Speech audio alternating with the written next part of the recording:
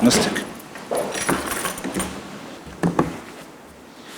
2026 թվականի օգոստոսի 10-ին նշանակված դատական նիստը հայտարարում է բացված Հայաստանի Հանրապետության Բարձրագույն դատական խորհուրդը սույն դեպքում հանդես գալով որպես դատարան նախագահությամբ Արթուր Աթաբեկյանի, անդամությամբ Անահիտ Աբրամյանի, Արմեն Դանիելյանի, Կարեն Թումանյանի, Երանուհի Թումանյանցի, Մերիհան Բարսումյանի, Աշոտ Հայրապետյանի, Արմենուհի Հարությունյանի, Էդգար Հովհաննիսյանի դրամբաց դատական նիստում քննության է առնում վարչական դատարանի դատավոր Արմեն Ներսյանին կարգապահական պատասխանատվության ենթարկելու հարցի վերաբերյալ արդարության նախարարի պարտականությունները կատարող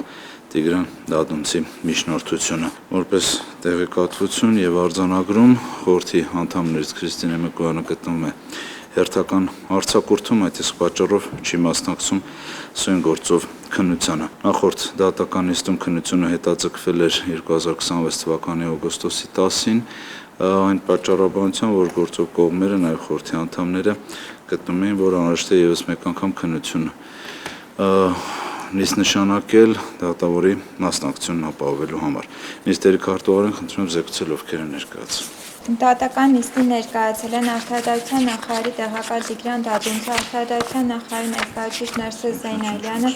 վարչական դատարանի դատավոր Արմեն Ներսիսյանը։ Գործում առկա է լիազորագիր Արդարության նախարար Սրբ Գրիգորյանի կողմից տրված 2026 թվականի հուլիսի 9-ին այն մասին, որ նախարար խորհրդական Ներսես Զեյնալյանը իր անկոնություն վարույթով հանդես գալու Հարգելի խորհուրդ, նախորդ նիստին հանձնարարություն չէինք ներկայացրել, քանի որ պարոն Դադունցը որպես պարտականությունները կատարող էր մասնակցում, ներկայացնում ենք հանձնարարականը։ Շատ լավ, փոխանցեք։ 2026 թվականի օգոստոսի 7-ին թվագրված հանձնարարություն նախարար Սրբ Գրիգորյանի կողմից ստորագրված այն մասին, որ նախարարի տեղակալի պարտականություններ կատարող Տիգրան Դադունցը հանձնարարվել է սույն վարույթով մասնակցելու գծվում եմ գործի նյութերին։ Խորհրդի անդամների կողմից ինքնաբացարկի հիմքեր չկան, խորհրդի անդամների բացարկի միջնորդություն ունեք։ Ոչ, հարգելի խորհուրդ։ Դուք հարգելի դատավոր։ Ոչ։ Շատ լավ։ Շնորհակալություն։ Հայաստանության դատական օրենսգիր սահմանադրական օրենքի 151-րդ հոդված 2-րդ մասի համաձայն այն դեպքում, երբ կարգապահական վարույթի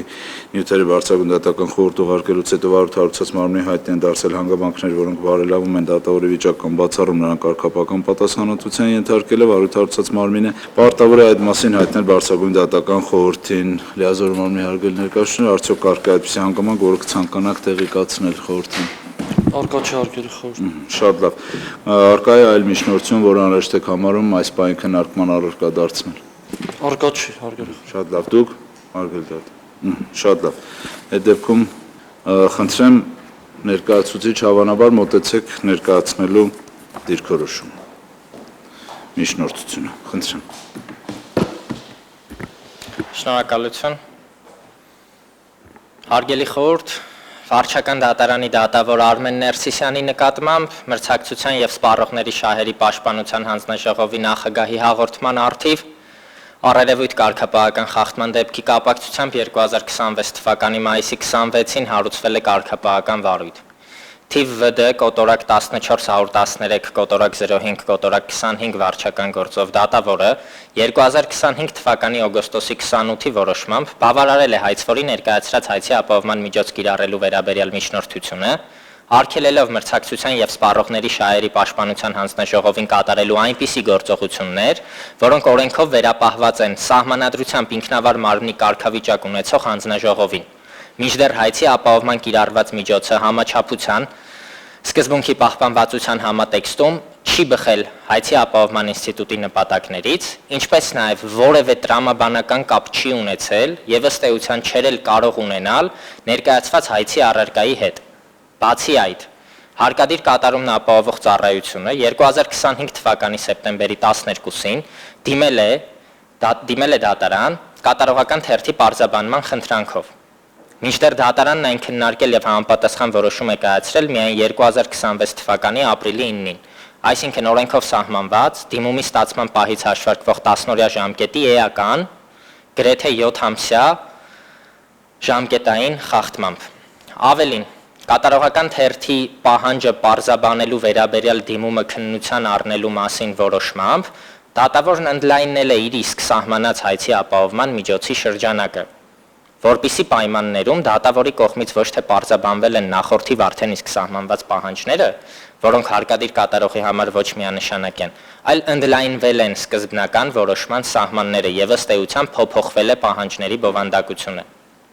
Իրականացված կարգապահական վարույթի արդյունքում պարզվել եւ հիմնավորվել է, որ վարչական դատարանի դատավոր Արմեն Ներսիսյանի կողմից թույլ են տրվել դատավարական իրավունքի նորմերի,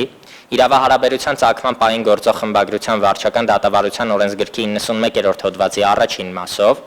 քաղաքացիական դատավարության օրենսգրքի 6-րդ հոդվածի առաջին մասով եւ 7-րդ հոդվածով, իրավահարաբերության ծագման պահին գործող դատական ակտերի հարկադիր կատարման մասին օրենքի 35-րդ հոդվածի առաջին եւ երկրորդ մասերով սահմանված պահանջների խախտումներ, որոնք հանգեցրել են Հայաստանի Հանրապետության դատական օրենսգիրք սահմանադրական օրենքի 69-րդ հոդվածի առաջին մասի առաջին կետով եւ 70-րդ հոդվածի երկրորդ մասի 6-րդ կետով ամրագրված դատավորի վարքագծի կանոնների խախտման։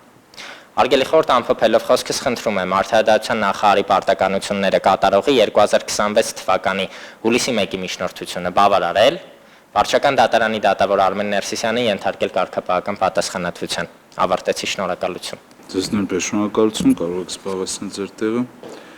Արգելի դատավոր, խնդրեմ դուք իրավունք ունեք հարցեր տալու, ընթացակարգին երևի ցան հարցեր չունեք։ Շատ շնորհակալություն, կարող եք նստել, խորհրդի արգելի անդամներ, ով հարցեր ունի, խնդրեմ։ Շնորհակալություն պարոն Աթաբեկյան, նախարարի հարգելի ներկայացուցիչներ,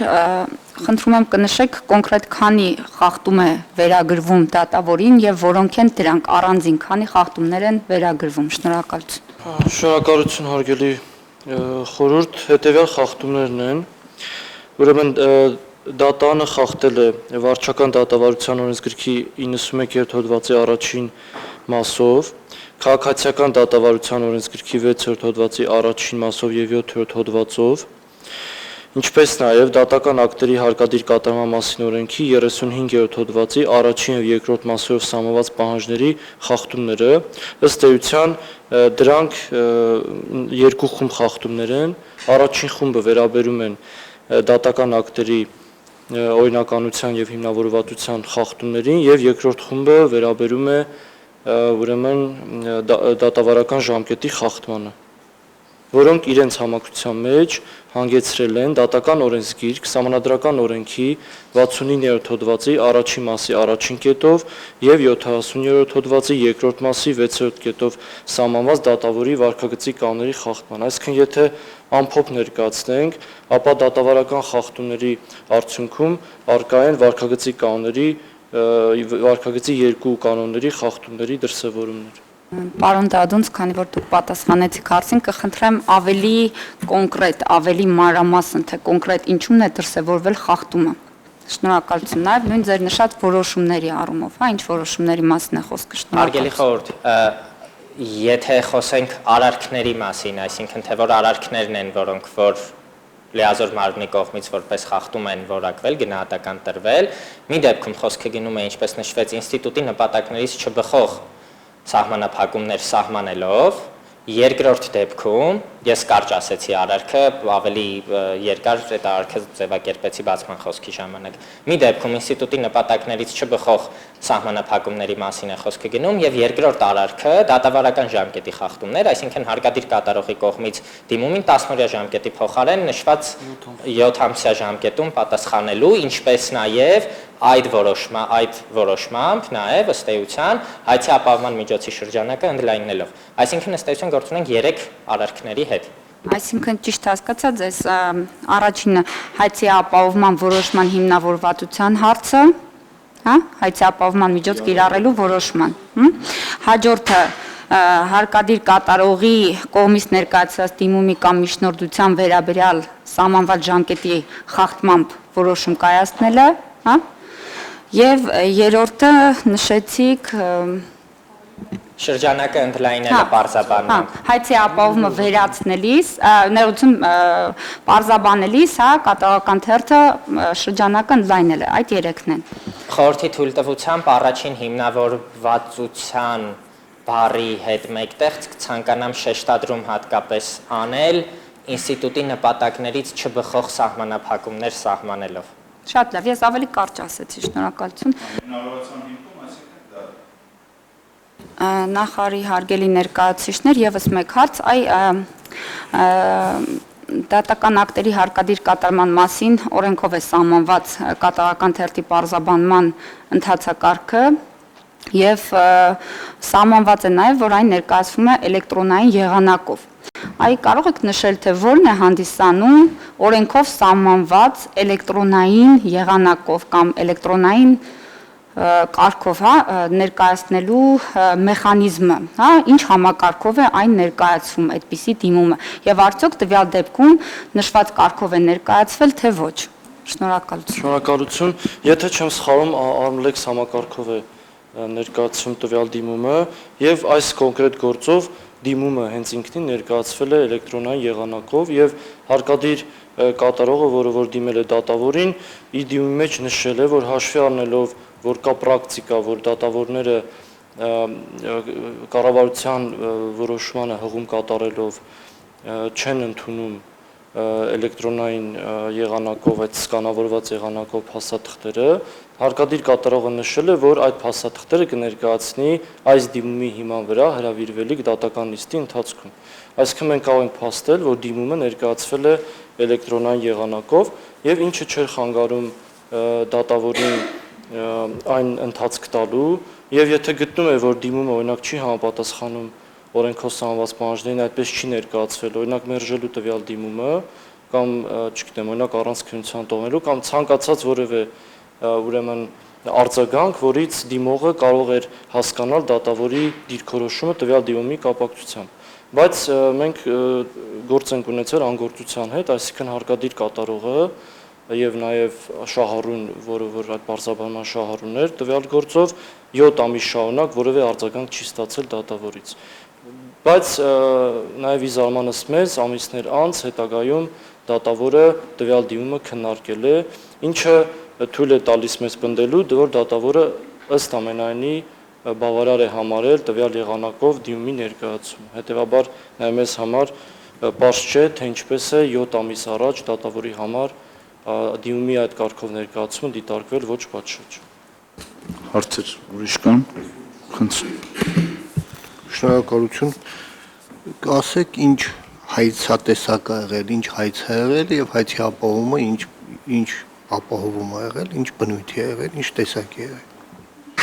Շնորհակալություն։ Հայցատեսակը մեր գնահատմամբ ըստ էության ճանաչման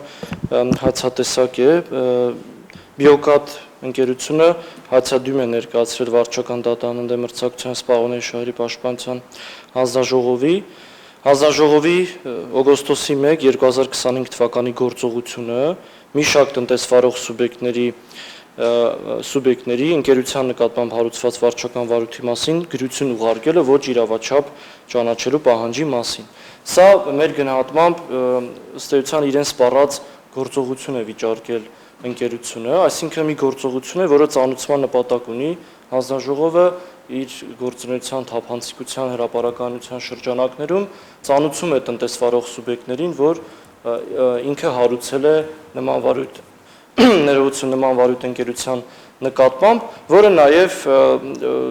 որը ըստ էության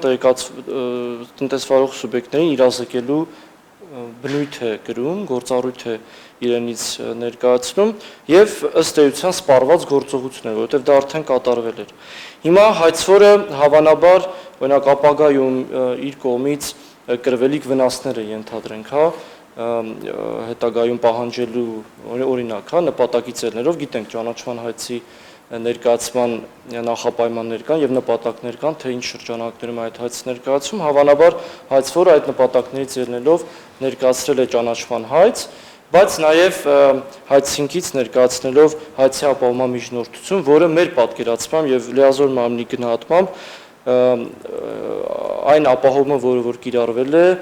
կապ չունի հայցի առարկայի հետ, որևէ կապ չունի, որովհետեւ հայցվորը պահանջել է ոչ իրավաչափ ճանաչել իրեն սպառած գործողությունը, այնինչ դատավորը կիրառել էր հետեւյալ հայցի ապահովումը։ Արգելել հանձնաժողովին կատարելու այնպիսի գործողություններ, որոնց հետևանքով կխոչընդոտվեն ընկերության կողմից ապրանքների իրացումը անձամբ կամ այլ տնտեսվարող սուբյեկտների միջոցով, օրինակ մեր պատկերացմամբ նման հայցի ապահովում կարող էր կիրառվել, եթե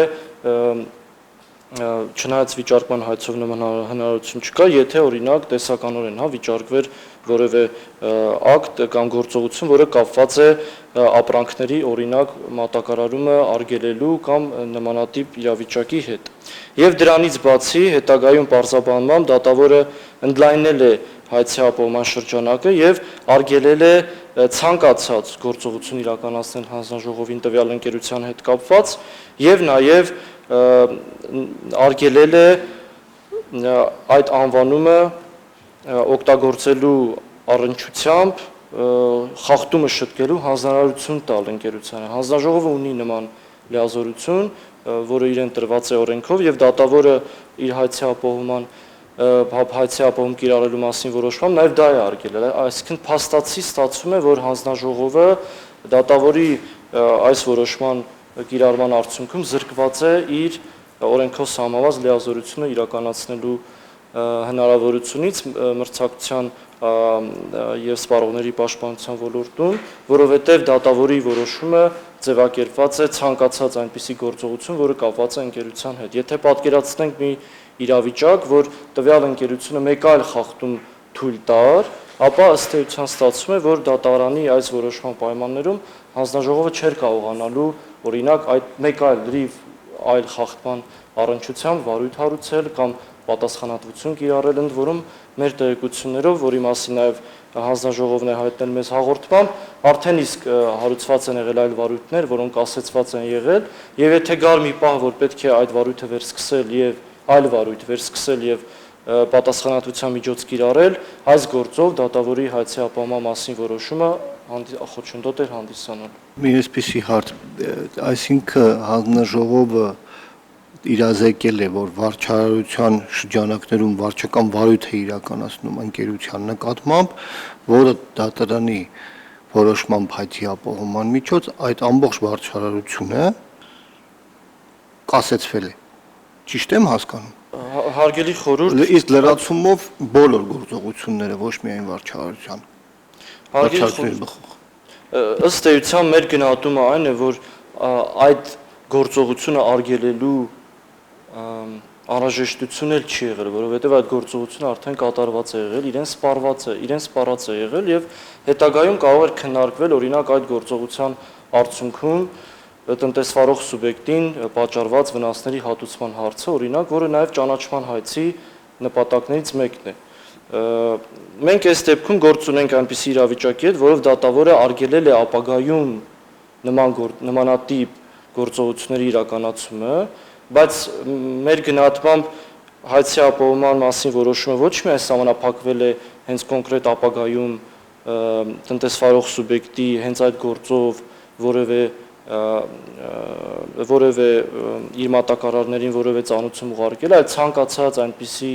գործողության իրականացումը,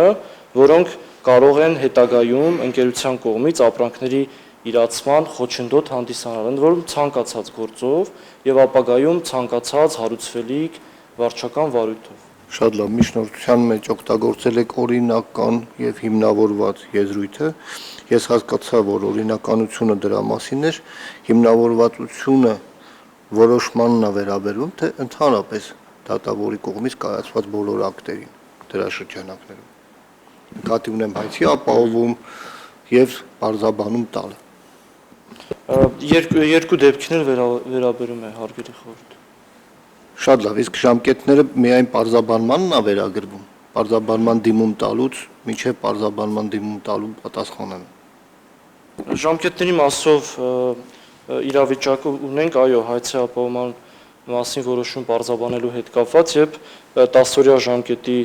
փոխարեն 7 ամիս հետո է դատավորը անդրադարձել հարկադիր կատարողի դիմում։ Շնորհակալություն։ Շնորհակալություն։ Ունենք հարց։ Հա, եթե ունեք, խնդրեմ։ Շնորհակալություն հարգելի նախագահ։ Հարգելի ներկայացուցիչներ, այս պարագայում հայցի ապահովման միջոցի կիրառման հետ կապված ինչ է կարծում դատավորի կողմից օրենքի մեկնաբանության կամ փաստերի ինքնուրույն գնահատելու ապացույցները ինքնուրույն գնահատելու այս իրավիճակի հետ հնարավոր է առնչվենք։ Հարգելի խորհուրդ, ըստ էության մեր կարծիքով այնքան ակնհայտ է եղել դատավորի կողմից խախտումը դատավարական, որը դրսևորվել է դատական ակտերի օրինականության եւ հիմնավորվածության պահանջը չկատարելու առումով, որ այդ դաշտ գնալու կարիք չկա, որովհետեւ նորից պետք է կրկնեմ, որ ներկայացվել է ճանաչման հայց եւ հայցի ապահովման միջոց կիրառելու մասին միջնորդությունը բավարարելու հիմքում դատավորը դրել է ապագայում կայացվելիք դատական ակտը չկատարելու կամ դատական ակտի կատարմանը խոչընդոտելու վտանգը, բայց մենք հարց ենք բարձրացնում, ինչպիսի դատական ակտ պետք է կայացվեր նման հայցատեսակի պարագայում, ընդ որում դատանը արդեն կայացրել է նման հայցատիում, եւ եթե նման դատական ակտ եւ եթե տեսականորեն ենթադրենք, որ նման որ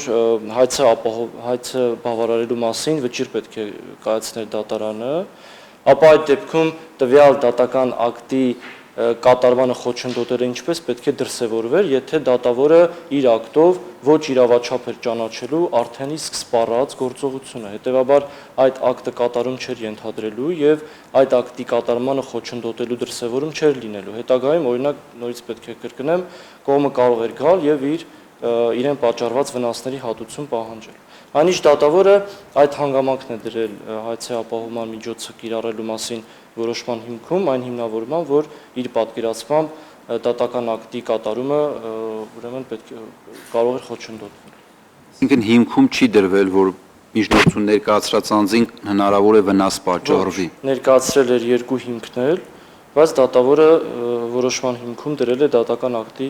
կատարմանը խոչընդոտելու հնարավոր խոչընդոտելու ռիսկը։ Հա, խնդրեմ։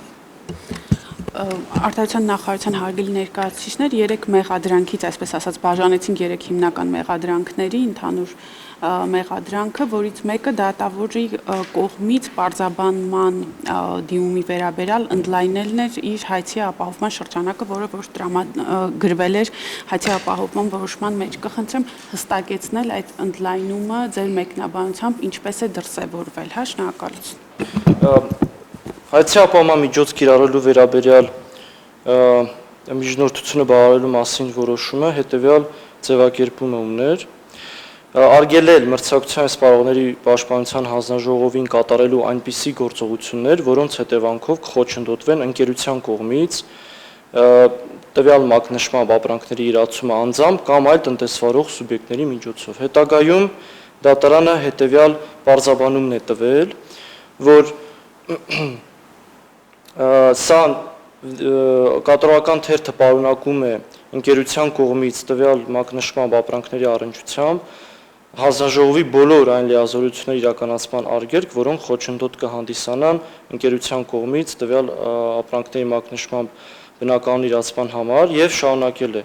ներառյալ տնտեսվարող սուբյեկտներին ընկերության նկատմամբ հարուցված վարչական վարույթների մասին գրություններ ուղարկելը, որը սկզբնական որոշման մեջ արկա չի եղել այդ ձևակերպումը եւ երկրորդը, որ ամենակարևորն է, ընկերությանը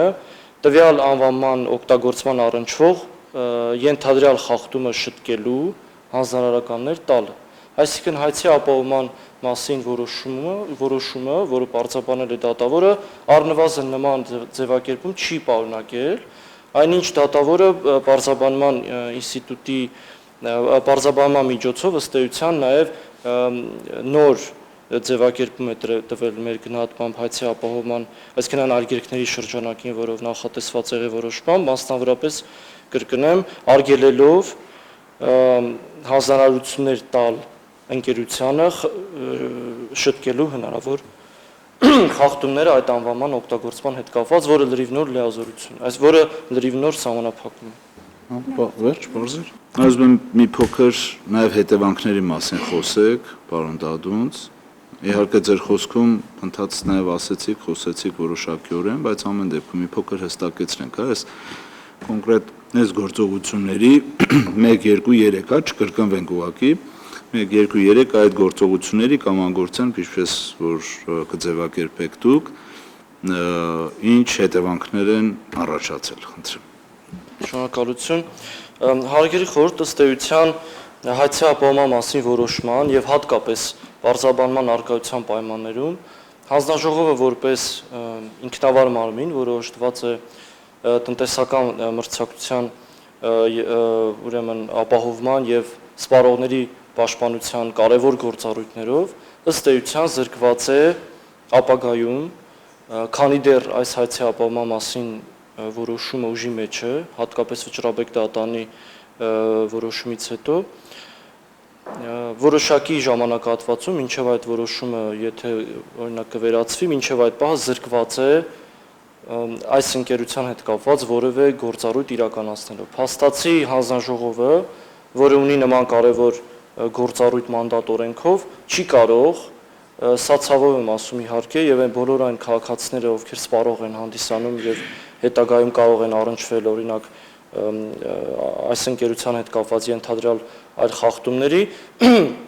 ստացվում է, որ հանձնաժողովը չի կարողանալու պաշտպանել այդ սպառողների իրավունքները, եթե հայտնաբերի ապագայում խախտումներ այս ընկերության հետ կապված, քանի որ նորից պետք է կրկնեմ, որ արգելել է ցանկացած գործողության կատարումը այս ընկերության կողմից տվյալ մակնշմամբ ապրանքների իրացման հետ կապված, իսկ խոսքը վերաբերում է տվյալ դեպքում սպառողի առերևույթ իհարկե ըստ գործինյութերի սպառողի մոլորեցման իրավիճակների հետ է կապված մեր կոնկրետ քննարկվող իրավիճակը եւ ցանկացած այնպիսի հանձնարարություն տալ ընկերությանը, որը կարող է նպատակ հետապնդել վերացնելու սպառողի հնարավոր խախտումները։ Սա է հետևանքը։ Շատ լավ, շնորհակալություն։ Այ դուք ասացիք, որ մինչ այս պահը այդ հայցի ապահովումը գործում է, ինձ մի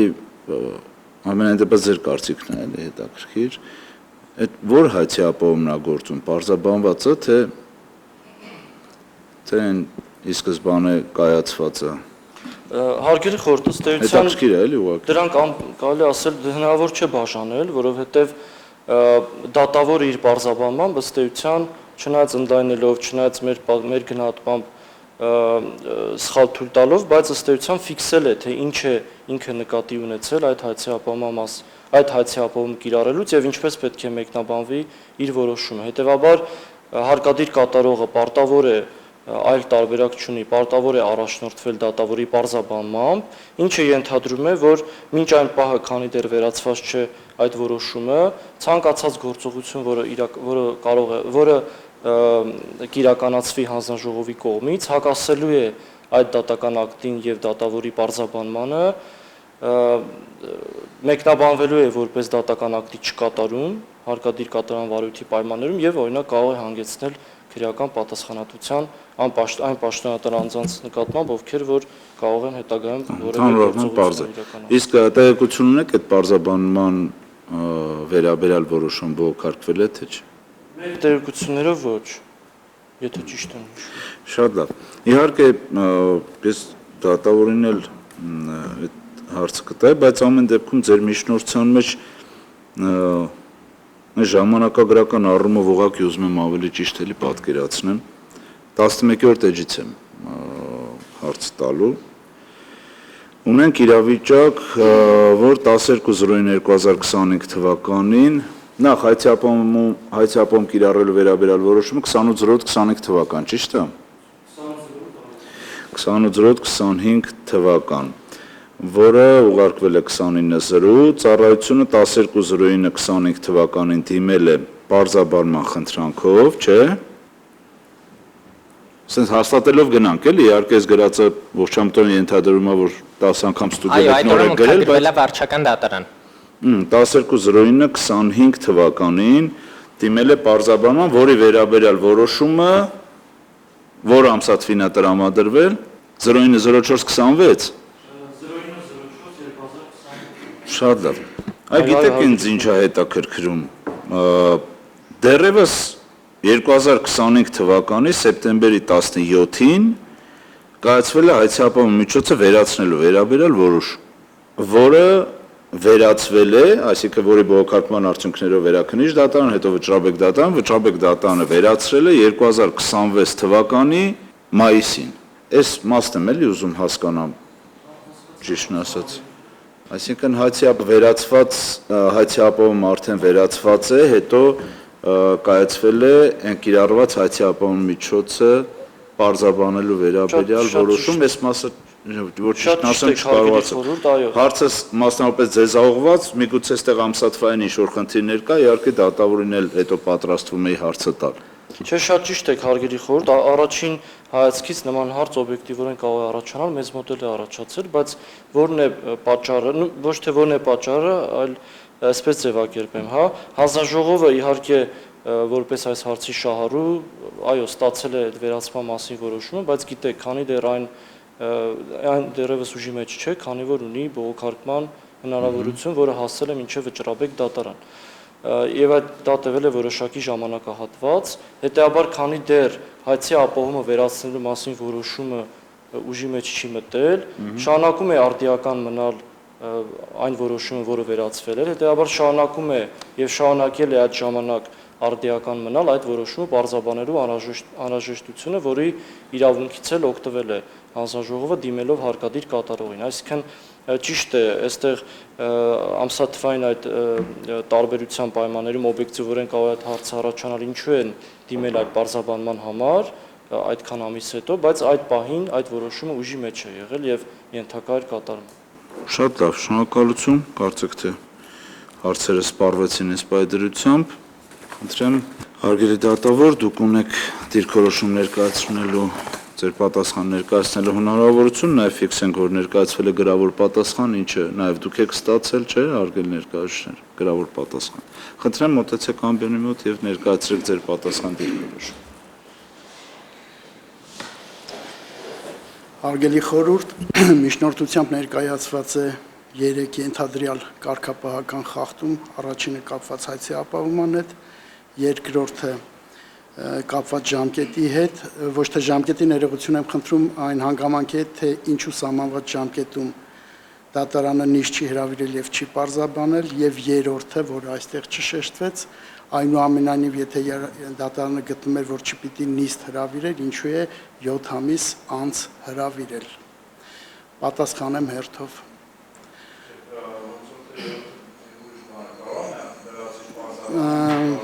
Միջնորդության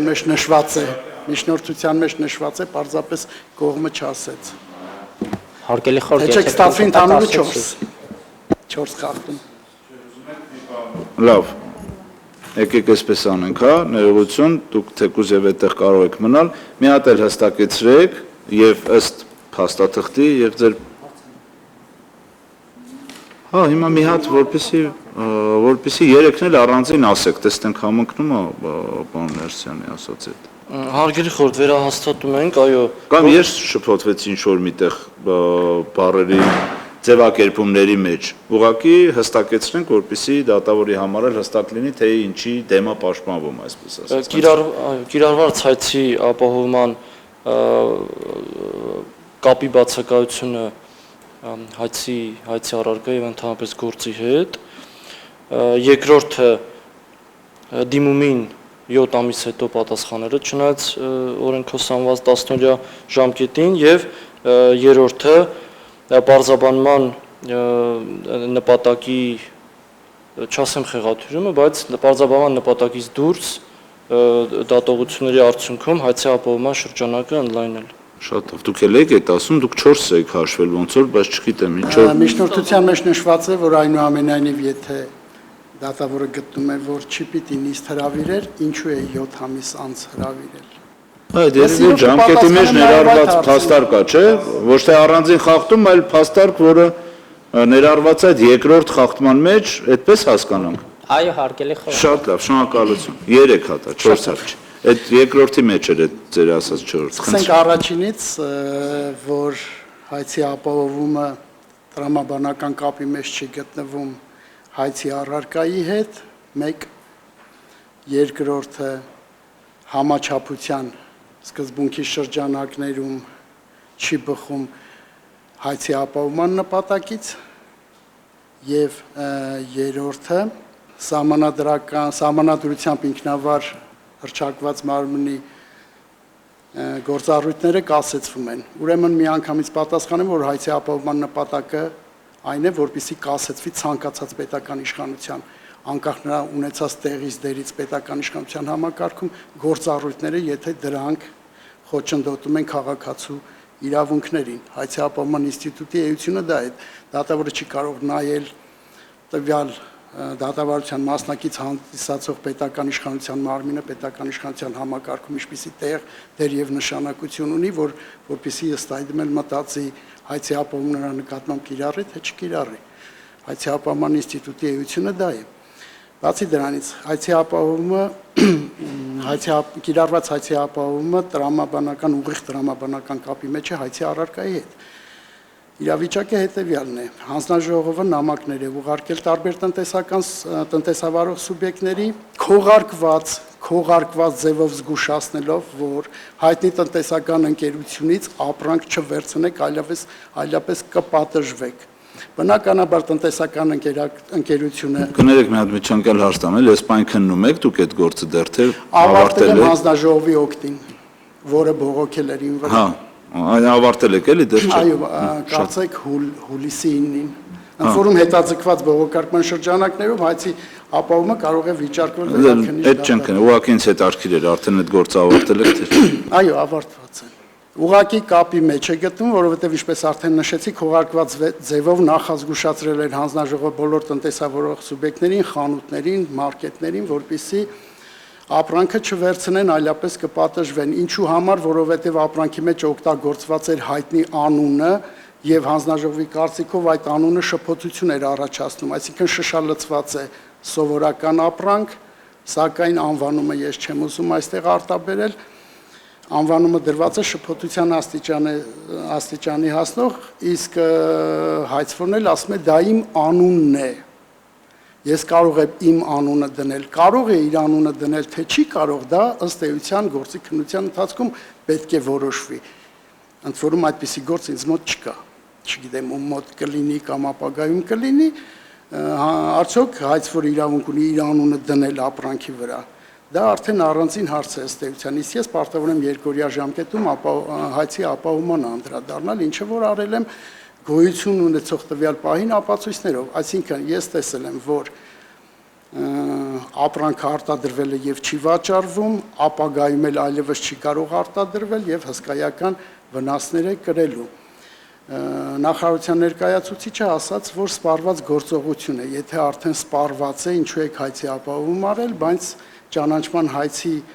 հայցը դատարանը վարույթ է ընդունել այն իմաստով, որ օրենքը վարչական դատավարության օրենսգիրքը ասում է ճանաչման հայց ներկայացնելու հետ մեկտեղ պետք է ներկայացվի շահագրգռվածությունը, այսինքն ապագայում վնասի հատուցում պահանջել կամ կրկին անգամ կատարվելու վտանգ, այո, կար կրկին անգամ կատարվելու վտանգ հանձնաժողովի կողմից ամեն անգամ կարող էր նամակներ ուղարկվել, հետևաբար դատարանը գտնում է, որ ճիշտ է կիրառել հայցի ապահովումը։ Ուղիղ տրամաբանական կապի մեջ է կիրառված հայցի միջոցը հայցի առարկայի հետ։ Բացի դրանից թույլ տվեք արտահայտվել այսպես, կարծում եմ դա աղերսներ ունի նաև այսպիսի միջնորդությունը դատավորի անկախության հետ, քանի որ մենք ըստ էության այսօր քննարկում ենք օրենքի ուժի մեջ մտած իրավական ակտի իրավաչափության հարց, որը վերաքննիչ վճռաբեկ դատարանների գործն է։ Այնուամենայնիվ ես սիրով պատասխանեցի, այդ հարցին անցնենք երկրորդ հարցին։ Ինչու դատավորը 10-օրյա ժամկետում չի հրավիրել դատական նիստ, որովհետև սխալ դիմում է ներկայացված։ Դիմումը պետք է ներկայացվի էլեկտրոնային եղանակով, բուն դիմումը, այո, ներկայացված է էլեկտրոնայինով, բուն դիմումը, ընդ որում ոչ թե 64.2 հոդվածով, այլ մալբռի համակարգով։ Սակայն կից փաստաթղթերը չի ներկայացվել եւ հարկադիր կատարողը շատ լավ էլ գիտեր, որ ինքը ոչ ճիշտ, ոչ պատշաճ դիմում է ներկայացնում, որովհետեւ նշել էր դիմումում, որ վարչական դատարանի գրասենյակը չի վերցնում էլեկտրոնային եղանակով կից փաստաթղթերը, մինչդեռ դատարանը գտնում է, որ վարչական դատարանի գրասենյակի իրավակիրառական պրակտիկան պարտադիր չի դատավորի համար։ Դատավորի համար պարտադիր է դատական ակտերի հարկադիր կատարման մասին օրենքի 35 հոդվածի պահանջը։ Ընդ որում դիմում ասելով դատարանը հասկանում է մեկ ամբողջություն կից փաստաթղթերի հետ։ Բուն դիմումը առանցքից փաստաթղթերի դատարանը չի համարում պատշաճ դիմում։ Նման դիրքորոշում ունի նաև Վճռաբեկ դատարանը, օրինակ կապված բարեկային ծառայության ակտերի վիճարկման հետ։ Բարեկային ծառայության ակտերը քաղաքացին երբեմն 1 տարի չի վիճարկում, որպեսզի քողարկված ձևով ինքը ստեղծի հնարավորություն վիճարկելու 1 տարի հետո դիմում է վերադասության կարգով եւ ասում է օրենքը ասում է դիմել եմ։ Մինչդեռ Վճռաբեկը ասում է ոչ, դիմումը պետք է ներկայացնես պատշաճ, գոնե կցես միջնորդություն հարգելի վաստակված ժամկետը հարգելի ճանաչելու մասին։ Այսինքն այդպիսի պրակտիկա կա, չի կարելի կից փաստաթղթերը առանձին ներկայացնել եւ այն էլ ներկայացնել օրենքի խախտումով, այսինքն ոչ թե էլեկտրոնային, այլ նիստի ժամանակ թղթային։ Այդ առումով եւս իրավակիրառական պրակտիկա կա այսօրվա ժամանակակից էլեկտրոնային համակարգում, երբ որ փաստաբանը լիազորագիրը բերում է, ասում է էլեկտրոնային գործի շրջանակներում տալիս եմ ես թղթով լիազորագիրը, մենք չենք ընդունում, որտեղ մեզ ասված է, որ չընդունենք։ Եթե կա էլեկտրոնային համակարգ, ապա լիազորագիրը եւս պետք է սկանավորվի եւ մուտքարվի էլեկտրոնային համակարգ։ Այսինքն նույնիսկ նիստի ժամանակ, եթե ես 10 օր հետո նիստ հրավիրեի, ես այդ փաստաթուղթը չէի կարող կից փաստաթղթերը վերցնեի, որովհետև էլեկտրոնային ժամանակ պետք է փաստաթղթերը ներկայացվեն էլեկտրոնային։ Այսինքն իմ մեղավորությունը այստեղ չկա, մեղավոր է հարկադիր կատարողը, որը չի կարողացել պատշաճ դիմում ներկայացնել։ Ինչու եմ այնուամենայնիվ ես 6 ամիս անց նիստ հրավիրել եւ տվել պարզաբանում, որովհետև եղել է երկրորդ դիմումը 2026 թվականի հունվարի 21-ին հարկադիր կատարողը դիմում է ներկայացրել, խնդրելով տալ տեղեկատվություն 2025 թվականի սեպտեմբերին ներկայացված դիմումի վերաբերյալ։ Թույլ տվեք ես ջուր խմեմ, պարոն նախագահ։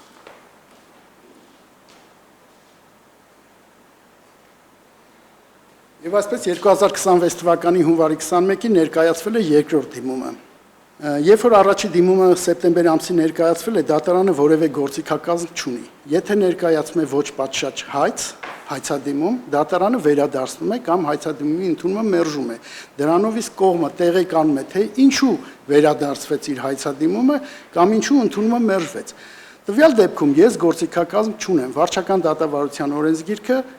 ոչ ճիշտ ներկայացված պարզաբանման դիմումի հետ կապված թույլ չի տալի ընդունել դիմումը վերադարձնելու որոշում, դիմումը առանց քննության թողնելու որոշում, դիմումի ընդունումը մերժելու որոշում։ Նման գործիքակազմ ես չունեմ։ Եվ շատ հնարավոր է դատավորը սպասում է, որ ապագայում վերջնաժամկետի 10-օրյա ժամկետի ավարտից, վերջնաժամկետ ասելով 10-օրյա ժամկետի ավարտ եմ ես հասկանում, վերջնաժամկետից հետո դատարանը սպասում է, որ հարկադիր կատարողը կբերի նոր դիմում, արդեն լրիվ էլեկտրոնային եղանակով։ Սակայն չի բերել, դրա փոխարեն 4 ամիս հետո, եթե այդքան շահագրգռված էր եւ հանձնաժողովը եւ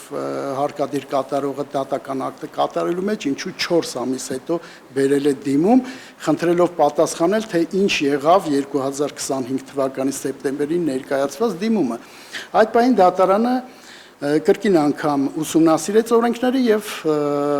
նկատեց, որ դատական ակտերի հարկադիր կատարման մասին օրենքը այլևս չէր գործում 2026 թվականի հունվարի 1-ից փոխարենը գործում էր կատարողական վարույթի մասին օրենքը։ Կատարողական վարույթի մասին օրենքը չի տարածվում այս դեպքի վրա, նախորդ օրենքն էլ այլևս չի գործում։ Առաջանում է օրենսդրական բաց եւ դատանի խնդիրն է այդ բացը անալոգիայի կիրառմամբ լուծել, ինչը որ դատարանը արել է, որպես նմուշ վերցրել է կատարողական վարույթի մասին օրենքի 53-րդ հոդվածը, որ ասում է 10-օրյա ժամկետում հրավիրում է նիստ եւ պարզաբանում է, 10-օրյա ժամկետը այլևս չի գործում, որովհետեւ դա գործում է նոր դիմումների համար, այնինչ այստեղ նոր դիմում չկա, իսկ 2025 թվականի սեպտեմբերից այլևս 10-օրյա ժամկետը հնարավոր չէ հաշվել, որտեղ անցել է 4 ամիս։ Հետևաբար 10-օրյա ժամկետը դատանը իրավունք չուներ վերցրել է միայն այն դրույթը, որ պետք է հրավիրվի նիստ եւ տրվի պարզաբանումը, ինչը որ դատարանը արել է։ Հետևանքների առումով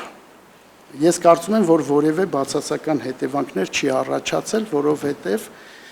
հանձնաժողովը առանց հարկադրանքի կարող էր կամավոր կատարել հայցի ապահովումը։ Հայցի ապահովումը հարկադրաբար կատարվում է միայն այն դեպքում, երբ որ սուբյեկտը չի ցանկանում կատարել, մինչդեռ տվյալ դեպքում ոչ ոք չէր արգելել հանձնաժողովին կատարելու հայցի ապահովում կիրառելու մասին որոշումը։ Ճիշտ է, հանձնաժողովը եթե այստեղ լիներ, կասեր ես չեմ հասկացել, թե ինչպես կատարեմ, դրան կա պատասխան։ Պետք չի դատական ակտը հասկանալ, պետք է դատական ակտը անվերապահ կատարել, ասված է չկատարել այնպիսի գործողություններ, որոնք կխոչընդոտեն ապրանքների վաճառքին, ուրեմն չկատարել։ Կամ երկրորդը, եւ հանձնաժողովը եւ հարկադիր կատարման ծառայությունը շատ լավ տեղյակ են, թե խոսքը ինչի մասին է։ Չպետք է հարցը վերցնել մեկուսացված, պետք է դիտարկել հարցը իր ամբողջության մեջ։ Ինչ հայց է ներկայացված եղել եւ ինչու է ներկայացված եղել։ Հայցը ներկայացված է եղել նրա համար, որ հանձնաժողովը ասում է անվանումը չօգտագործես ապրանքիդ վրա, նա էլ ասում է իրավունք ունեմ օգտագործելու։ Այսինքն խոսքը վերաբերում բոլոր այն գործառույթներին, որոնք կապված են անվանումը օգտագործելու հետ։ Այդպես էլ շեշտված է մակնշմամբ, ես անունը չեմ նշի, մակնշմամբ։ Այսինքն, եթե ուրիշ խախտումներ կատարի, դրան չի վերաբերում միայն անունը օգտագործելու հետ կապված։ Համենայն դեպս հանձնաժողովը կարող էր գոնե այդ մասով, եթե ցանկություն ուներ ակտը կատարելու, կատարել։ Մինչդեռ նույն հանձնաժողովը 6 ամիս անց է դիմում, խնդրում է, որ ինչ կլինի պատասխանեք 2025 թվականի դիմումին։ Եթե հանձնաժողովը այդքան շահագրգռված էր, ինչու է 6 ամիս անց ինձ դիմում գրում։ Կարծում եմ որևէ հետևանք չի առաջացել։ Շնորհակալություն, ես ավարտեցի։ Շատ լավ, շնորհակալություն։ Իսկ ձերափոխման մասին ըստ ամենայն դեպս նախարարության որոշակի փոփոխության մասին խոսեցիք։ Պարզաբանմամբ հայցի ապահովման էության փոփոխության մասին խոսեցիք։ Հստակ շեշտել եմ այդ անվան օգտագործմամբ, ոչ մի ընդլայնում էլ չեմ արել, անվան օգտագործման հետ կապված ոչ մի գործողություն չանել։ Եթե կատարի իհարկե այլ տեսակի խախտումներ, ենթադրենք ներողություն եմ խնդրում, թույն լցնի ապրանքի մեջ, դրանք լրիվ ուրիշ հարց են։ Խոսքը իր անվան օգտագործման, ապրանքի վրա իր անվան օգտագործման հետ կապված չպիտի խոչընդոտվի ապրանքի վաճառքը։ Շնորհակալություն։ Զբաղեցրեք ձեր տեղը, լիազոր մարմնի հարգելի ներկայացուցիչ, խնդրեմ, եթե դուք հարցեր ունեք դատավորին, կարող եք ձեր հարցերը ուղղել։ Շնորհակալություն։ Մի քանի հարց ունեմ, մի շարք հարցեր, պարոն Ներսիսյան։ Առաջին հարցը հետևյալն է, միգուցե տեսական հարց է, բայց կխնդրեմ ձեր մոտեցումը ասել, ո՞րն է լինելու ընկերության հայցը բավարարելու հետևանքը այս գործով, քանի որ դուք հայցը մերժել եք, բայց տեսականորեն եթե օրինակ բավարարվեր նմանատիպ հայցը, ինչ հետևանք է դա ունենալու, այսինքն դատական ակտը ինչպիսին էր լինելու։ Եթե բավարարվեր հայցը, ապա պետք է գործողությունը ճանաչվեր ոչ իրավաչափ հանձնաժողովի։ Շատ լավ, այսինքն կայացվելու էր գործողությունը ոչ իրավաչափ ճանաչելու մասին որոշում։ Եվ հետագայում այդ դատական ակտը չկատարելու կամ կատարմանը խոչընդոտելու, կատարման անհնարինությունը ինչպես կարող է դրսևորվել ըստ ձեզ։ Տալիս եք հարցեր, որոնք իմ իրավասության մեջ չեն մտնում, հարկադիր կատարողին հարցերը ուղղեք։ Իսկ դուք այդ հանգամանքը ինչպես եք գնահատել, երբ ձեր որոշման մեջ նշել եք, որ առկա է նման ակնհայտ ռիսկ։ Որ որոշման մեջ։ Հայցի ապահովումը կիրառելու։ Հայցի ապահովման կիրառման մեջ խոսքը գնում է ապագայում նույն ակտը, նույն նամակները կրկին անգամ ուղարկելու։ Թե չէ դատարանը հայցադիմում վարույթ չէր ընդունի, վարույթ ընդունել է միայն նրա համար, որ առկա է վտանգ, որ ապագայում կրկին անգամ նման նամակներ կուղարկվեն եւ դա 69 հոդվածի 3-րդ մասի պահանջն է։ Դուք հայցի ապահովման հիմքում ըստ ձեզ դրել եք ոչ թե դատական ակտի կատարման անհնարինության հիմքը, այլ հետագայում տվյալ գործով։ Այո։ Բայց ձեր ակտում այդպես է ձևակերպված։ Դուք վստահ եք, որ ձեր ակտում այդ հիմքն է նշված։ Ես այստեղ գալուց առաջ չեմ կարդացել իմ ակտը։ Դե մենք կարդացել ենք Բոլոր դեպքերում դատարանը հետևյալ կերպ կպատասխանի դատական օրենսգրքի 142 հոդվածի 9-րդ մասը սահմանում է, որ օրենքների մեկնաբանությունը դատավորի կողմից փաստերի գնահատումը չի կարող կարգապահական պատասխանատվության հիմք հանդիսանալ։ Ես որպես դատավոր այդպես եմ մեկնաբանել, այդպես եմ գնահատել առանց որևէ մեկի կարծիքը հարցնելու, քանի որ դա բխում է դատարանի անկախության սկզբունքից։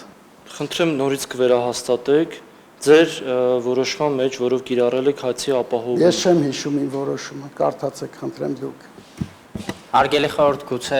դատավորին ժամանակ տանք որոշումը կարդա, եթե խորհուրդը դեպքի մի 5-10 Եթե խորհուրդը կգտնի, որ ժամանակի անհրաժեշտությունը կա, կտանք։ Հիմա ամեն դեպքում ավելի լավ է դուք ձեր հարցը հստակ տվեք, պարոն Դադունց։ Ինչ պատասխան որ կստանա, դուք կձևակերպեք արդեն ձեր հետագա քայլերն ու եզրափակիչ ելույթ։ Շարունակեմ այդ դեպքում հարցերը։ Իսկ դուք հարգել դատավոր, եթե հիշում եք ինչ-որ բան, պատասխանում եք, եթե չեք հիշում, ուրեմն չեք հիշում, ես չգիտեմ։ Խնդրեմ։ Ես նորից պետք է մեջբերեմ այդ կտորը, որ նշել եք ձեր որոշման մեջ, որ հայցի ապահովում չկիրառելու պարագայում հայցի հնարավոր բավարարման դեպքում անվիճելիորեն անհնարին կդառնա սույն գործով կայացվելիք դատական ակտի կատարումը։ Հիմա դուք արդյոք համաձայն եք այն պնդման հետ, որ հանձնաժողովի կողմից գրությունը տնտեսվարող սուբյեկտներին ուղարկելը որպես գործողություն իրեն սպառած է եղել, թե ոչ։ Որն է ձեր դիրքը։ Դա գործողությունը սպառած է եղել։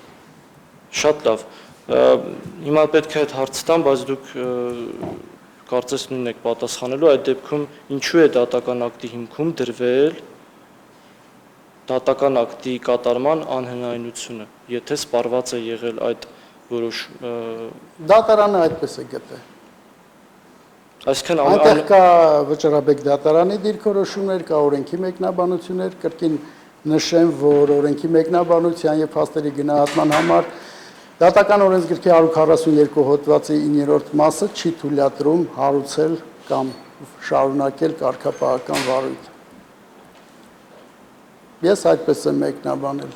Հաջորդ հարցը։ Շատ լավ։ Այս հայցադիմը ըստ ձեզ Երբ դուք վարույթ եք ընդունել հայցը, ակնհայտ է եղել ձեզ համար, որ այն ներկայացված է եղել ճանաչման հայցի շրջանակներում։ Այո։ Ես կարող էի հայցը, չնայած որ նշված էր 67 հոդված, բայց ըստ էության ճանաչման հայց էր։ Ես չցանկացա ձևական, որը Եվրոդատարանն է արգելում, ձևական պահանջներ ներկայացնել, ճիշտ է նշված է 67 հոդված, սակայն իրական ներկայացված ճանաչման հայց եւ դատանը այն ընդունել է որպես ճանաչման հայց։ Կարող էր վերադարձնել, բայց չի վերադարձել, որովհետեւ գտել է, որ ըստ էության հայց, որը ներկայացրել է ճանաչման հայց։ Այսինքն ձեզ համար ակնհայտ է եղել, որ հայցը ասցիք, որ ճանաչման հայց է եղել, ակնհայտ է եղել եւ դատական ակտը դրա արդյունքում կայացվելիք դատական ակտը կատարում չէր ենթադրելու։ Այո։ Եվ հետեւաբար նման հիմքով հայցի ապահովում չէր կարող կիրառվել, չնայած դուք մեկնաբանում եք, որ կարող է։ Այո, ես գիտեմ ինչու եք այդ հարցերը տալի, դուք բերել եք իմ դիրքորոշումը հայցի ապահովումը վերացնելու մասին, որոշումից, որը դատական սխալ էր եղել եւ վճռաբեկ դատանը այն վերացրել է, վերջացել է։ Շատ լավ, ես պետք է ստիպված եմ նույն թեման շարունակել, հարգելի դատավոր, քանի որ որոշման մեջ դուք չեք պատճառաբանել, թե ըստ ձեզ ինչու է անվիճելիորեն անհնարին դառնալու դատական ակտի կատարում, ասացիք, որ դա ձեր մեկնաբանությունն է, բայց պատճառաբանվածության տեսանկյունից դատական ակտում պատճառաբանվածության առումով որևէ տող չկար, կարող եք մեկնաբանել ինչպես եք այդ եզրահանգում։ Դրա համար ես նորից պետք է գործը քննեմ, լսեմ կամ առանձնանամ մոտ 2 օր մտածեմ, համապատրաստից ես չեմ կարող նման կարևորագույն հարցերին պատասխանել։ Ձեզ ակտի հասցեատիրոջ տեսանկյունից կարևոր չէ, որ հասցեատերը իմանա, թե ինչպես է դատավորը նման եզրահանգման եկել։ Դրա համար գոյություն ունի պարզաբանում։ Իհարկե կարևոր է։ Հասցեատերը կարող էր պարզաբանում ստանալ ձեր որոշման հետ կապված, թե ինչպես եք դուք պատճառաբանում։ Ոչ, հարկադիր կատարողի միջոցով միայն։ Հարկադիր կատարողը կարող է պարզաբանում ստանալ այն հարցի շուրջ, թե ինչպես եք դուք պատճառաբանել ձեր որոշումը։ Ոչ, նա կարող է կատաղական թերթի պարզաբանում ուզել, որից էլ կզգացվի, թե ինչու է այդպես պատճառաբանել։ Շատ լավ, շարունակեմ ելի նույն թեման, հայցվորի կողմից ի սկզբանե ներկայացված հայցադիումում եւ հայցադիումին կից միջնորդության մեջ հայցի ապահովման միջոց կիրառելու երկու հիմք է եղել՝ դատական ակտի կատարման դժվարացում կամ անհնարինություն եւ հայցվորին էական վնաս պատճառելու հանգամանք։ Դուք հիմքում դրել եք դատական ակտի կատարման անհնարինությունը, չնայած աստիճ չեմ հիշում, բայց վստահ այդպես է, որովհետեւ մեր ձեռքի տակ է որոշումը։ Այդ ժամանակ այդ որոշումը կայացնելուց դուք արդյոք մտքում ունեցել եք, որ ճանաչման հայց եք քննության առնում եւ իրեն սպառած գործողության վիճարկման հայց եք։ Ես արդեն պատասխանեցի, որ դատարանը գտել է որն է ճիշտ, այդպես էլ վարվել է մեկնաբանելով օրենքները, այլևս նմանատիպ հարցերին չեմ պատասխանի։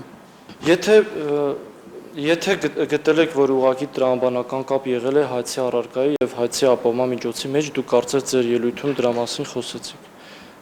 Ինչով եք հիմնավորում այն հանգամանքը, որ դուք հետագայում վերացրել եք այդ հայցի ապահովման միջոցը։ Վերացնելու վերաբերյալ ոչ մի բան միջնորդության մեջ չկա եւ ես պարտավոր չեմ պատասխանել այդ հարցին։ Ձեր հարցը ինչի հետ կապված է, պարոն Դադունցը, վերացնելու հետ կապված, վերացնելու որոշման վերաբերյալ հարց տալը ինչի համար եք էլի դա հարցնում, ինչի հետ է փոխկապակցվում։ Քանի որ դատավորը միջնորդության մեջ միգուցե ուղիղ չկա, բայց քանի որ դատավորը իր ելույթում նշեց, որ վիճարկեց մեր այն պնդումը, որ տրամաբանական կապ չի եղել հայցի ապահովման եւ հայցի առարկայի միջև, ինչը նշված է միջնորդության մեջ, ես իմ ելույթում էլ նշեցի, որ մեր պատկերացմամբ հայցի ապահովման միջոցը դուրս է եկել հայցի շրջանակներից, տրամաբանական կապ առկա չէ։ Բայց դատավորը վիճարկեց այդ պնդումը նշելով, որ շատ է լավ տրամաբանական կապ եղել է։ Հիմա այդտեղից օբյեկտիվ հարց է առաջանում, ինչու է այդ դեպքում դատավորը վերացրել որոշումը, եթե գտնում է, որ տրամաբանական կապ եղել է։ Մեր այս հարցը բխում է հասկանալի է, որոշման վերացման հիմնավորումները որոշման մեջ ներողություն եմ խնդրում։ Որոշման վերացման մեջ այն հիմնավորումը, որ կա գրած ձեզ բավարար չի բավարարում, այդ վերացրելու որոշումը ձեր ձեռքի տակ կա, չէ՞։ Միացտուկ եք։ Հարգելի խորհուրդ, կա մեր ձեռքի տակ, բայց ըստ էության վերացնելով հայցի ապահովման մասին որոշումը, ըստ էության դատավորը դա մեր հիմա ես պետք է գնահատական տամ իհարկե, բայց մեր կարծիքով դրանով դատավորը իչիք է դարձնում այն պնդումը, որ տրամաբանական կապ եղել է։ Շատ լավ, դուք դա ձեր եզրափակիչ ելույթով կասեք, հարգելի դատավորեն, այն ինչ որ հայցի ապահովման միջոցը վերացնելու վերաբերյալ որոշման մեջ է արտացոլված են հիմնավորում, դրանից լրացուցիչ այլ բան ունեք ասելու։ Ոչ։ Շատ լավ, հաջորդ հարց։ Տնտեսվարող սուբյեկտներին ծանուցելը վարչական վարույթի վերաբերյալ ըստ ձեզ հանձնաժողովի կողմից որևէ հայցողության դրսևորում կամ գնահատում հարցերի կամ փաստերի վերլուծություն իրենց ենթադրում է, թե ավտոմատ գործիք է, որը կիրառվում է։ Ավտոմատ գործիք է, որը կիրառվում է, սակայն այնտեղ կա քողարկված զգուշացում սուբյեկտներին։ Այսինքն նամակը ոչ թե պարունակել էր միայն հարուցված վարչական վարույթի մասին, այլ մի շարք օրենքներ, որոնք թույլ են տալիս կարծելու, որ եթե այդ օրենքները խախտեք, հանկարծ սերտիֆիկատ չպահանջեք ընկերությունից, ապա ձեր նկատմամբ կհարուցվի վարույթ։ Շատ ամեն դեպքում դուք համաձայն եք այն բնման հետ, որ դա ավտոմատ ենթադրվող գործողություն է, որը այո, թափանցիկությունը ապահովելու համար դա գործառույթներից մեկն է, որ հարուցված վարույթների մասին պետք է հարուցված վարույթները տեղադրվում են համակարգում։ Ես չգիտեմ համակարգում տեղադրելուց բացի ինչու է մի հատ էլ նամակներով ուղարկել տնտեսավորող սուբյեկտներին, հանձնաժողովը ոնց ամեն դեպքում ես արդեն կայացրել եմ վճիռ, որ եթե տեղադրված է համակարգում, դա արդեն իսկ նշանակում է քողարկված նախազգուշացում եւ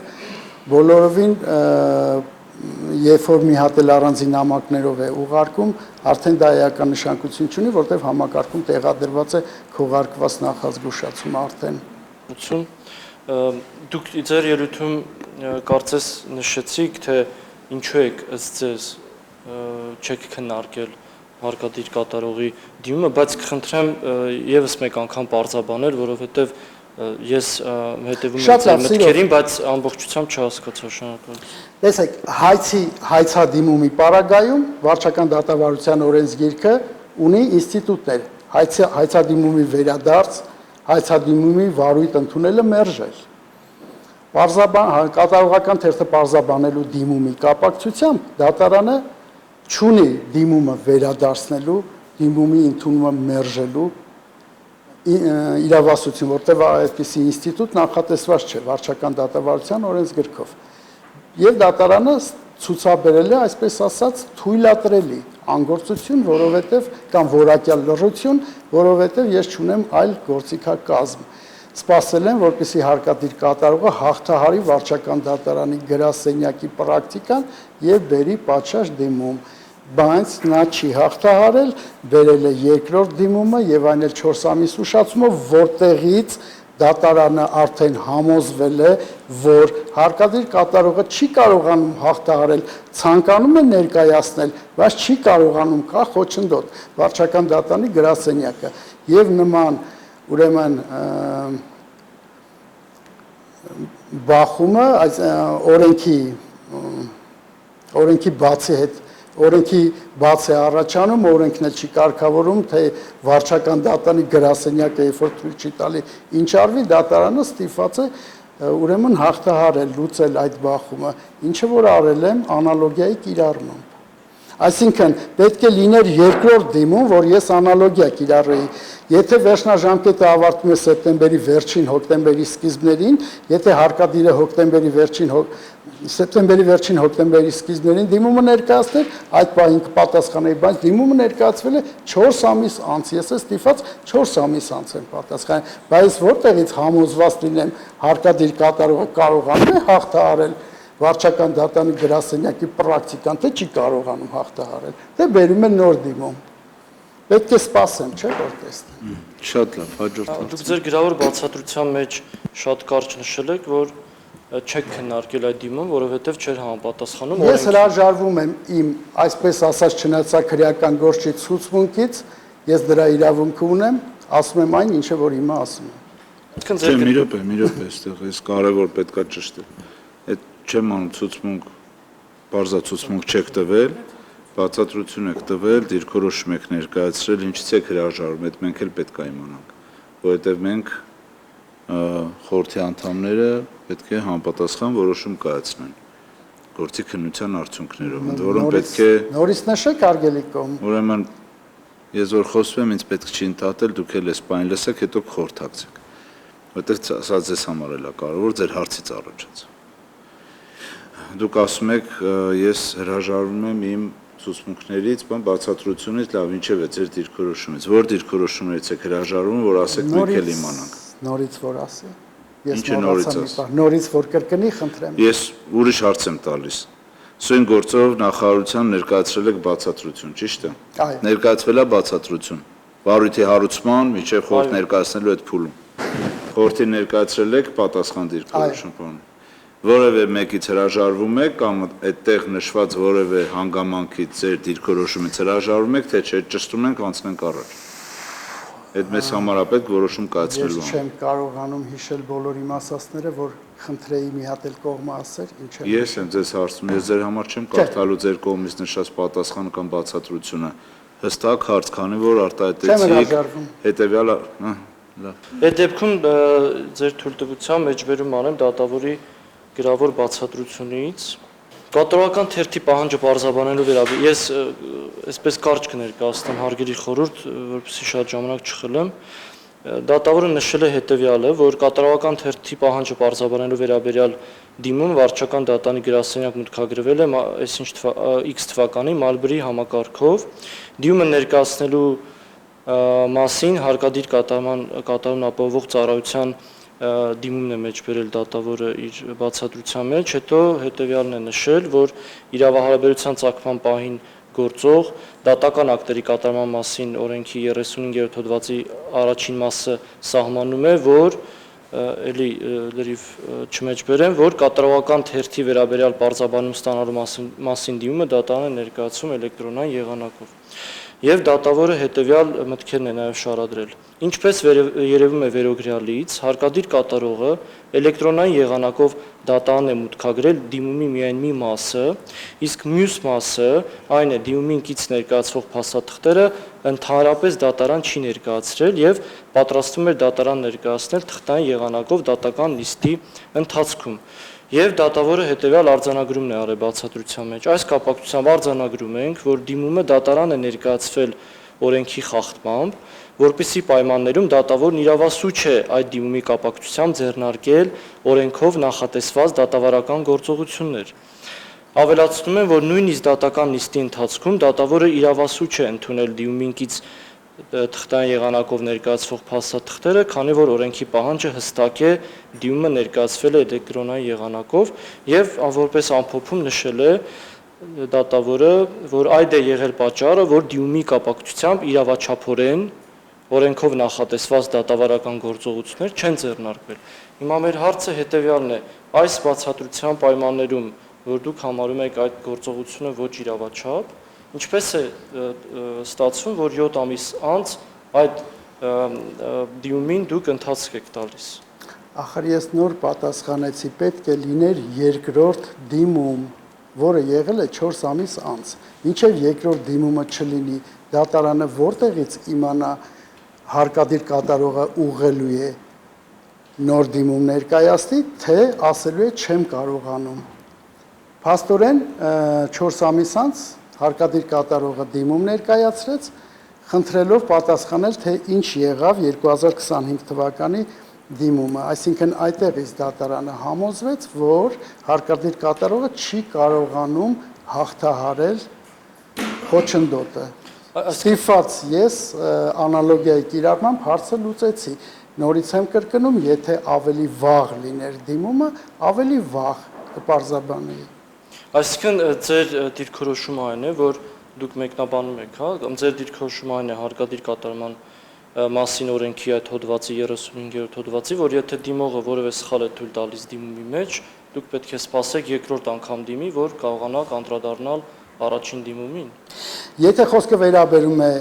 հայցադիմումին, ոչ, որովհետև դրա համար օրենքը նախատեսել է վերադարձ։ Պարզաբանման դիմումի համար օրենքը ոչ մի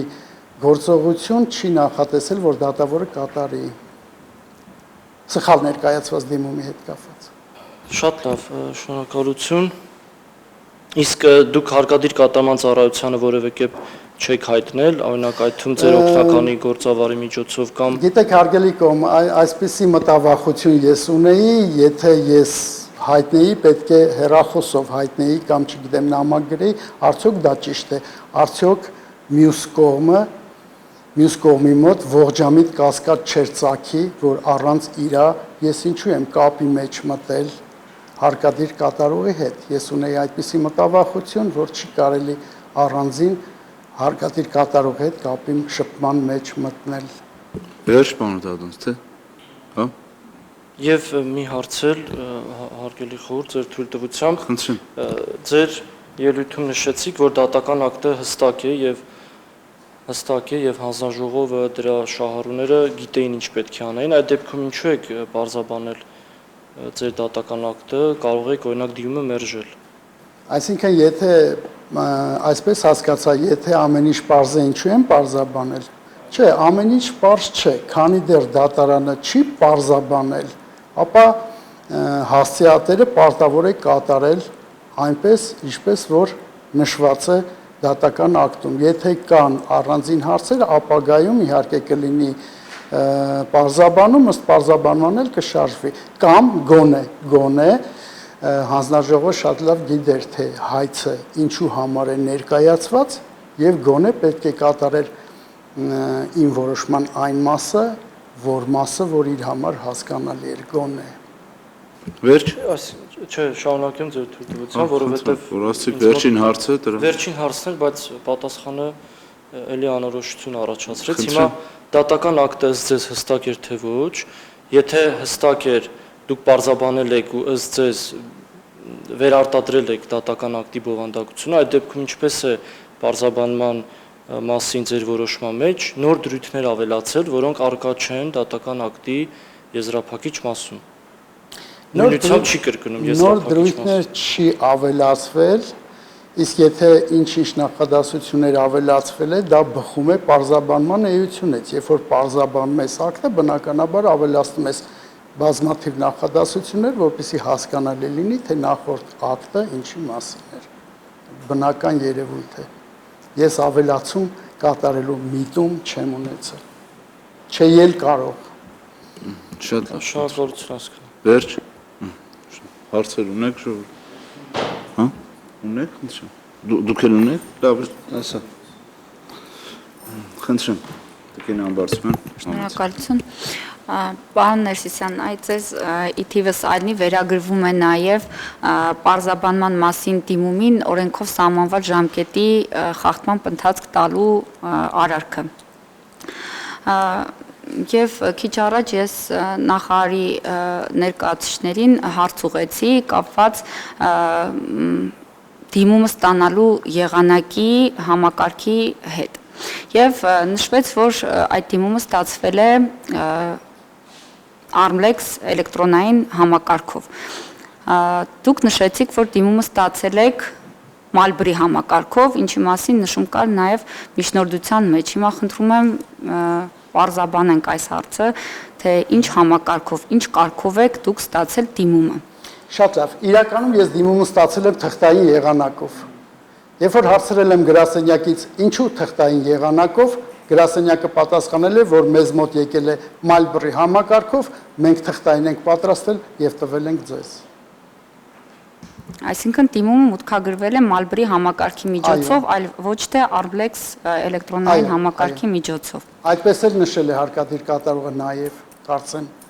Շատ լավ, շնորհակալություն։ Շնորհակալություն, պարոն Թումանյան, հարց եք ուզում տալ։ Խնդրեմ։ Շնորհակալ։ Քանի որ դուք ձեզ դատարան եք ասում, ես էլ դատարանում ասեմ։ Հարգելի դատարան, հայցվորը ինչ գրություն էր ուղարկել հայցադիմումից ներկայացված եւ ինչ պահանջեր դատարանից խնդրել։ Ինչ պահանջեր ներկայացրել։ Հայցադիմում ներկայացվել էր ոչ իրավաչափ ճանաչել հանձնաժողովի գործողությունները։ Եվ ինչ գրություններ հետը դրել, ինչ գրություններ դիտարկել որպես ճանաչման ներկայացված գրություն, որ դուք պիտի ճանաչեիք այդ ոչ իրավաչափ այդ գրությունը։ Որպես ապացույց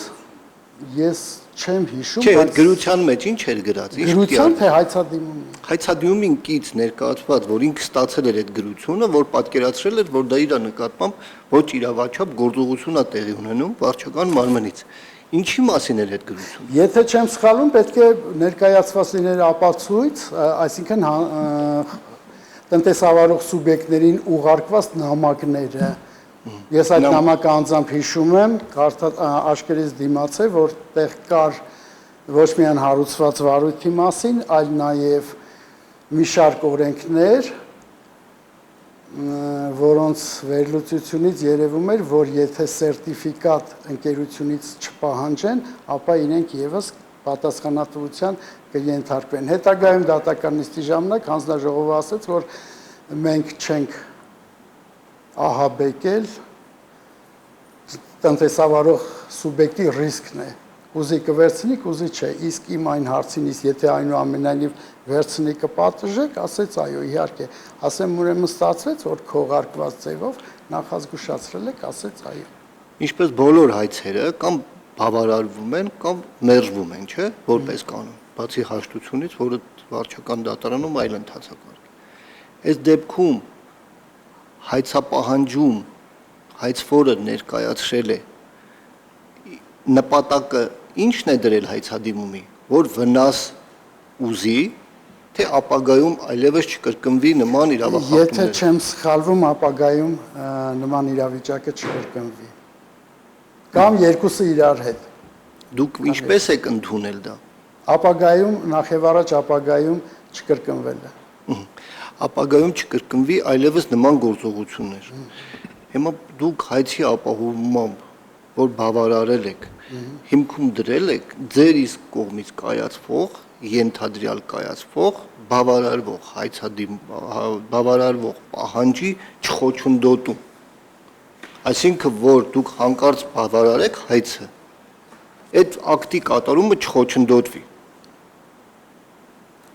Կբացատրեք ես շատ իրար հետ կապվածություն է, էլի։ Խոսքը վերաբերում է Դուք շարունակեք, ասեք։ Խոսքը վերաբերվում է Մենք ընթացքում խորհրդակցելու նաև իրավունք ունենք, էլի, կոլեգիալ կազմով նմանատիպ գործողություններ չկատարելուն, այլ ոչ թե ապագայում հայցի բնույթին։ Որովհետև հայցի ապահովման նպատակը ոչ բոլոր դեպքերում է, որ կապված է վճռի բնույթի հետ, այսինքն հնարավոր է ապագայում խոչընդոտ հանդիսանա վճռի կատարման համար, թե ոչ։ Կապված է նաև էական վնաս կրելու հետ կամ կրկին անգամ նույն Չէ, բայց վնասի մար առանձին չի հայցի ապահովումը։ Հայցի ապահովման առանձին տեսակ չի վնասը կանխել։ Այսինքն ես որոշում եմ կայացնում, որ այս միջոցը կիրառեմ, որ էլ վնաս չկրի։ Դրանք տարբեր չեն։ Թե չէ։ Իմ կարծիքով չէ։ Թավ այդ մասով հասկացա, բայց դուք որոշում եք կայացրել պարզաբանման վերաբերել, որտեղ գրել եք պատճառաբանվածության մի որոշակի մաս, թե ինչի եք այն մի որոշումը կայացրել։ Հիմա բայց նաև դուք ասում եք սպասում եք այն մի դիմումին, մի այսպիսի հարց, այս գործը էլեկտրոնային էր քննվում, թե թղթային էր քննվում։ Թղթային։ Այդ դեպքում, եթե դիմում ներկայացրել, չէր կարող գործի քննության ժամանակ բերել պատճեններ, հիմնավորումներ, ապացույցներ ներկայացնել։ Ոչ, էլեկտրոնային քննվող գործի ժամանակ չի կարելի թղթային եղանակով ներկայացնել։ Այ երկրորդ դիմումի ժամանակ, երբ որ ես կիրառել եմ անալոգիա, այդ ժամանակ թույլատրել եմ համարել, որպեսզի թղթային եղանակով անցկացնեմ ինչու համար, որովհետև նախորդ օրենքը չէր գործում, իսկ նոր օրենքն էլ չէր տարածվում, առաջանում էր կոլեզիա։ Իսկ նոր օրենքն էլ այդ կատարողական վարույթի այլևս էլեկտրոնային բառ չուներ, հանել էր։ Ես պարոն Թումանյանի հարցը sense մի հատ փորձեմ ամփոփել եմ հիմա։ Շնորհակալություն։ Հա, վերջ։ Պարոն Թումանյանի հարցը հետևյալն էր, պարոն Ներսյան, հարգելի դատավոր։ Այս գործը այդ տվյալ գործը քննվել է թղթային տարբերակով, չէ՞, դեռևս էլեկտրոնային արդարադատությունը, վարչական էլեկտրոնային արդարադատությունը ձեր մոտ վարչական դատարանում դեռևս մեկնարկը տրված չի եղել, չէ՞, սա այն ժամանակվա գործ է, երբ որ դեռևս թղթային էր։ Հիմա որ դուք ասում եք էլեկտրոնային էր ներկայացվում հարկադիր կատարման ծառայության կողմից այդ պարզաբանման վերաբերյալ դիմումը, եւ ըստ դրա պետք է հիմա ինչ գործը դառավ էլեկտրոնային, միևնույն է պետքա քննեիք, չէ՞, էլի բանավոր, էլի թղթային ձևերով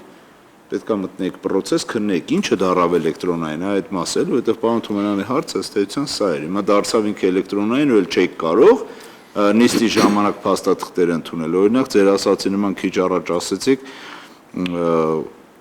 ոնց որ կամ դիրքորոշման բեր կամ հարց ու պատասխանի շրջանակում, որ լիազորագիր էլ բերել չէիք կարող ընդունեիք։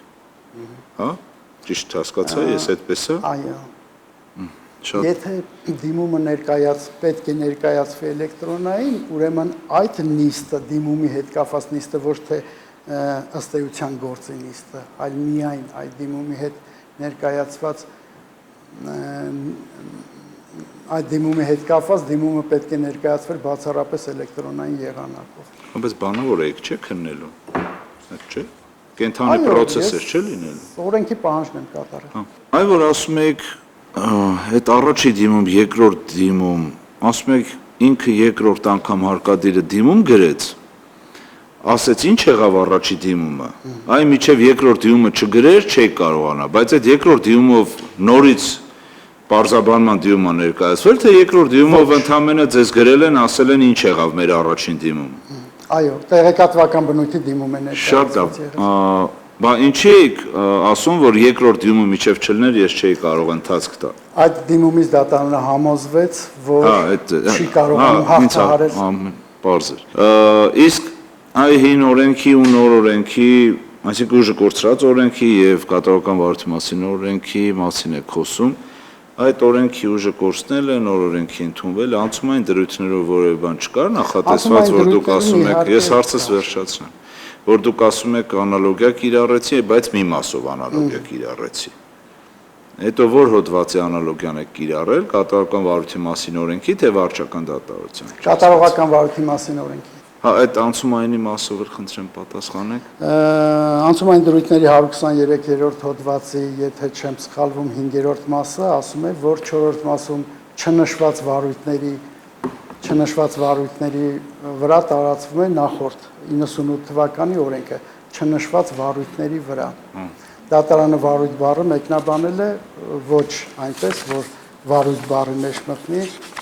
կատարողական թերթը պարզաբանելու դիմումը։ Դատարանը վարույթ չի հարուցում, վարույթ չի վարում եւ վարույթ չի ավարտում։ Հետևաբար կարծում եմ, որ դիմումը չի մտնում այդ վարույթ բառի մեջ։ Լավ, տարբեր հարցեր հնչեցին ու տարբեր պատասխաններ, ընդ որում հայցապոմ կիրառելու, դրանից հետո վերացնելու, նաև ես ինձ համար պարզաբանող հարցներ ճշտեցի արդեն նախարարի ներկայացուցիչ։ Լավ, ի վերջո ձեզ վերագրվում է 3 խախտում, լիազոր մարմինը ներկայացրել է ձեր վերաբերյալ միջնորդություն, որի հիմքում դրված է 3 խախտում մի այս գործի շրջանակներում, տարբեր գործողություններով, պրոցեսուալ, դուք գտնում եք, որ որևէ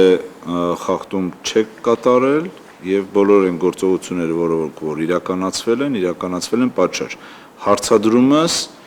եւս մեկ անգամ հաստատելու ձեր կողմից նախկինում ներկայացրած եւ բացատրությունը լիազոր մարմնի եւ դիրքորոշումը բարձրագույն դատական խորհրդին որպես պատասխան, որ եւս մեկ անգամ հաստատենք, որ դուք ընդունում եք այն ինչ որ ներկայացրել եք եւ դրանցից չեք հրաժարվում եւ վերջնական ձեր դիրքորոշումը խնդրեմ։ Այո, այն ինչը որ ներկայացրել եմ, դրանից չեմ հրաժարվում, իմ վերջնական դիրքորոշումը այն է, որ ինչ կատարել եմ օրենքի շրջանակներում։ Միայն կխնդրեմ մեկ բան էլ ավելացնեմ, եթե մենք վերցնենք 64.2 հոդվածը, որ օրենքի ոչ թե Մալբերի համակարգով, այլ ժամանակակից 64.2 հոդվածը, 64.2 հոդվածի մասերից մեկը, եթե չեմ սխալվում, 4-րդ մասը սահմանում է, որ չի կարող էլեկտրոնային համակարգով կատարվել այնպիսի գործողություններ, որոնք էլեկտրոնային համակարգով հնարավոր չի կատարել։ Երբ որ հարկադիր կատարողը Մալբերի համակարգով ներկայացրել էր, ես այդ հարցի շուրջ մտածեցի, քանի որ տեղեկատվություն չունեի, համակարգը էլեկտրոնային նոր էր, մի քանի օրվա էր, հարկադիր կատարողին են վստահել, եթե բերել է Մալբերի համակարգով, ենթադրել են, որ էլեկտրոնային համակարգը թույլ չի տվել դա, իսկ այնուամենայնիվ եթե օբյեկտիվորեն վերցնենք, եթե էլեկտրոնային համակարգը թույլ է տվել, ապա ինչու եմ ես այնուամենայնիվ հրավիրել նիստ, արդյոք չկա հակասություն կատարողական վարույթի մասին օրենքի եւ վարչական դատավարության օրենսգրքի 64.2-ի միջև, այո, կա հակասություն, հակասությունը լուծվում է նորմատիվ իրավական ակտերի մասին օրենքի 40 հոդվածով, որը ասում է, որ գործում է այն օրենքը, որը ավելի ուշ է ուժի մեջ մտել, իսկ ավելի ուշ ուժի մեջ է մտել կատարողական վարույթի մասին օրենքը, որովհետև 64.2 հոդվածը եւ այդ հոդվածը ներառող գլուխը ուժի մեջ է մտել 2025 թվականի օգոստոսին, իսկ կատարողական վարույթը 2026 թվականի հունվարի 1-ին։ Շատ լավ, շնորհակալություն, բայց մի հարց էլ առաջացավ մոտս։ Այ երբ որ հացիապոմ կիրառելու վերաբերյալ որոշում եք կայացրել, որից հետո ստացել եք պարզաբանման դիմում, ձեր ասելով ստանալու օրը պարզած ես հանձնվել է թեկուզ եւ Մալբերի համակարգով, բայց քանի որ ԴՀԿ-ի կողմից մի անգամ էլ չէին գրել, իրանց վստահել եք կամ սպասել եք հասկանաք ես ինչ է կատարում եւ այլն, հա, ձեր դիրքորոշումների, ու այդ ընթացքում այդ նույն հացիապոմը վերացնելու վերաբերյալ հարց եք քննարկում։ Մոտավորապես նույն ժամանակահատվածում ստացել եք միջնորդություն պարզաբանման վերաբերյալ, միաժամանակ ունեք միջնորդություն այն պարզաբանման ենթակա կատարողական թերթի հիմքում դրված հացիապոմ կիրառելու վերաբերյալ որոշումը վերացնելու մասին միջնորդություն։ Այդ պահին որևէ գործողություն կատարելու անհրաժեշտություն դուք չգտաք, որ տեսնեք այդ Մալբերիով ինչի եկավ, այդ հարցերը, ինչը որ ասում եք հարկադիր հետ կապ։ Անկեղծ ասած ոչ։ Շատ լավ, ձեզ շատ շնորհակալություն, կարող եք նստել, էլի հարց, առաջացավ հարց, դուք եք տալիս, ասեք, բան։ Ես որպես կանոն վերջում եմ տալի, ինձ թվաց դուք այդ Չէ, չունեք դրա դուք համար։ Պարոն Թումանյանի հարցը շարունակեցիք։ Հա, ես այդ ձև շարունակեցի գնացի, լավ։ Շնորհակալություն։ Խնդիր չկա, ով կունենա։ Հարգելի դատավոր, դուք ձեր խոսքում նշեցիք, որ հետաձգված բողոքարկման շրջանակներում հնարավոր է հայցի ապահովման միջոցը բողոքարկել։